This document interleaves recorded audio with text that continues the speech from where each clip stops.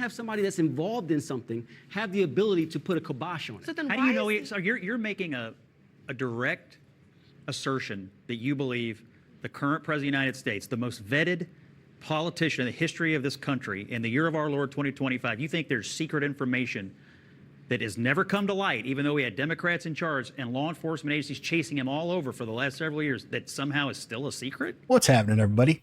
Welcome to yesterday's news channel, where we watch CNN so you don't have to. Last week, Scott Jennings took his usual seat on Newsnight with Abby Phillip, and the topic?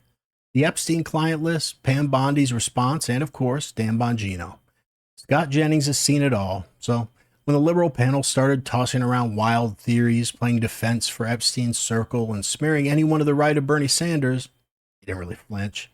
Tiffany Cross, yes, that Tiffany Cross, the disgraced former MSNBC host, actually called Dan Bongino a right-wing extremist who floats conspiracy theories.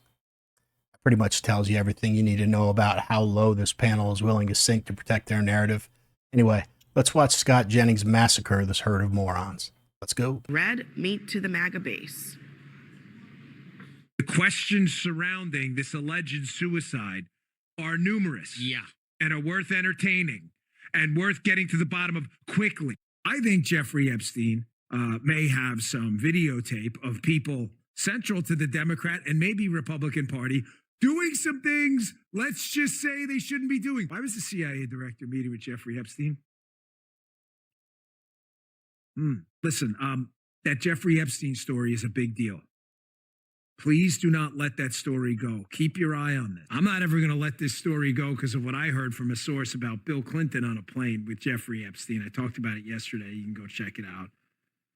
I'm not letting it go ever. Joining us at the table is national trial attorney Dante Mills, who's a civil and criminal attorney and law professor at Temple University's Beasley School of Law. I also should disclose that Arthur Aidala, our friend here, is the attorney for Ghislaine Maxwell, who's a part of the Epstein universe. Let me start really quickly, though, on the politics of this all, because we played a little bit from Turning Point USA, but there were several speakers, Scott, who went up there and lambasted this administration, and they also suggest very specifically that they wanted Pam Bondi gone and Dan Bongino to stay. So is that what's going on here?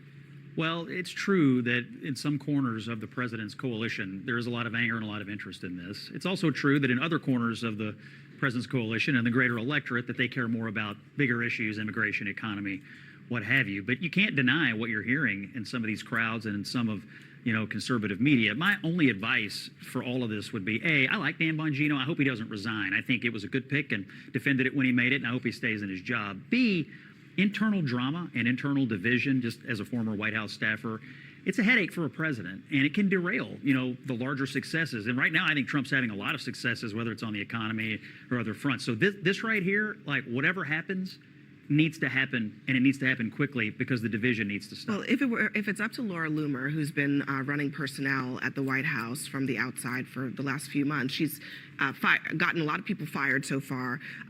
She has said pretty clearly, fire scam Blondie. And she also tweeted tonight, or put up on X, I love it when a plan comes together. She also speculated, perhaps, if Blondie is fired, I'm told Ron DeSantis has been considered floated for the attorney general role over the last few months.